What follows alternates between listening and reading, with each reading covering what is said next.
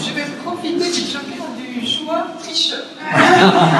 Petit peu plus long, puisque vous m'avez fait l'amitié de venir de très loin pour certains d'entre vous.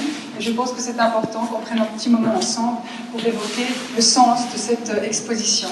Et j'aimerais commencer par remercier à mon tour très chaleureusement toutes les personnes grâce auxquelles cette exposition a pu se réaliser. Et en premier lieu, le conservateur Hugues Saveillera, avec qui nous avions monté avec bonheur Quoi de neuf docteur en 2011 et qui a cru tout de suite au succès de Ludique. C'était en 2014 quand nous nous sommes rencontrés au musée Romain de Nyon où l'exposition a été initialement créée sous le titre de Veni Vidi Ludique. Et c'est non sans émotion que j'évoque ces moments puisque c'est le dernier grand projet réalisé sous sa direction, une direction à la fois amicale et si compétente.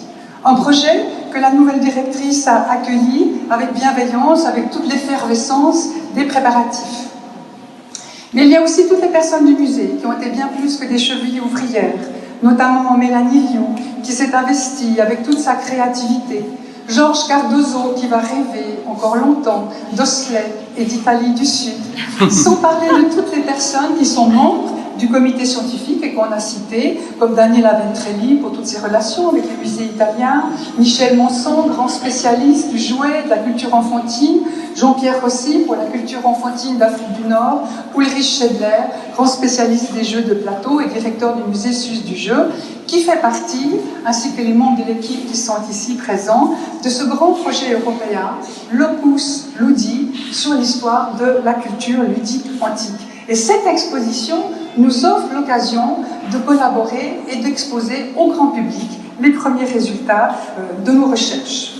C'est une exposition importante parce qu'elle va faire date pour plusieurs raisons, et pas seulement parce qu'il y a eu beaucoup de moyens investis, pas seulement parce qu'il y a eu beaucoup de musées, et je ne reviens pas sur tous les superlatifs qu'on a dit, plus de 300 objets, près de 40 musées prêteurs, des objets souvent inédits, vous allez voir pour la première fois exposés, comme la table de jeu miniature des musées suisses du jeu, mais aussi la poupée enceinte de Würzburg, des choses exceptionnelles.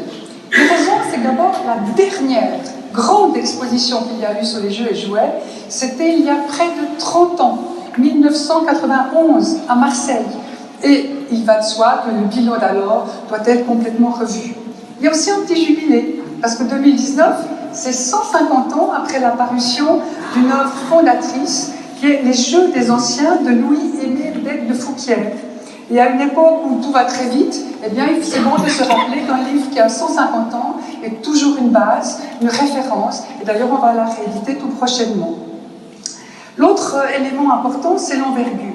Il y a une envergure chronologique et anthropologique qui est originale, qui n'a jamais été réalisée, puisque tous ces objets, pour l'Antiquité, s'échelonnent sur un millénaire, mais si vous regardez l'exposition, vous verrez qu'avec les jouets des enfants de l'Afrique du Nord, on arrive jusqu'à aujourd'hui, on couvre près de 2 millénaires et demi.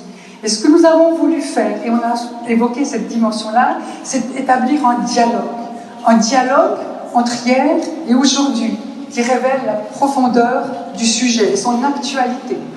Et ça se base sur le fait que le jeu, c'est sérieux, comme vous l'avez dit, c'est-à-dire c'est à la fois un opérateur et le révélateur d'une société. Alors on l'a dit, tout le monde joue aujourd'hui. Oui, bien quoi? Est-ce qu'on joue au jeu de nos grands-parents? Non. Et qu'est-ce que ça veut dire? Qu'est-ce qui a changé? Qu'est-ce qui a changé et qu'est-ce qui n'a pas changé? Et c'est ce que vous allez découvrir dans l'exposition.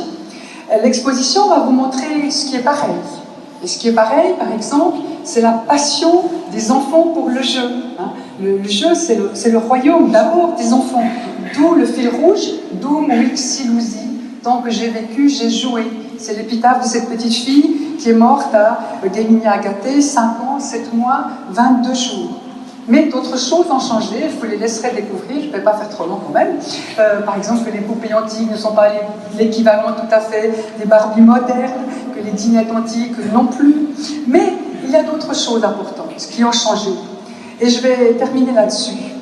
L'Antiquité a quelque chose à nous dire d'important pour notre société aujourd'hui. Et je prendrai l'exemple des jeux de plateau. Ces jeux de plateau possèdent une dimension civique, une dimension citoyenne, très forte dans l'Antiquité, qui nous interpelle et qui est bonne à penser notre société aujourd'hui. Pour les anciens, l'espace du jeu de plateau, c'est l'image même de l'ordre d'une société bien organisée, avec des règles. Et c'est peut-être cette intégration dans une communauté que montraient les Romains quand ils jouaient en plein air, au public, sur l'agora, sur le forum, dans une colonnade, dans une pratique qui allait bien au-delà du baston, dans une pratique qui n'était pas anecdotique. Parce que je pense sincèrement qu'une société où l'on joue est une société en bonne santé. Parce que jouer, c'est apprendre à se connaître, à vivre ensemble, même si on appartient à des communautés différentes, comme c'était le cas à l'époque romaine. Quand on jouait romain en Égypte romaine, on jouait peut-être avec un Égyptien ou autre. Et ça apprend aussi par là à rester solidaire, parce que quand on se connaît, c'est plus facile de rester unis. Et c'est ce que dit Sophocle quand il parle de l'invention du dé par Palamède. C'est comme ça que l'armée des Grecs va rester unie sous les murailles de Troie.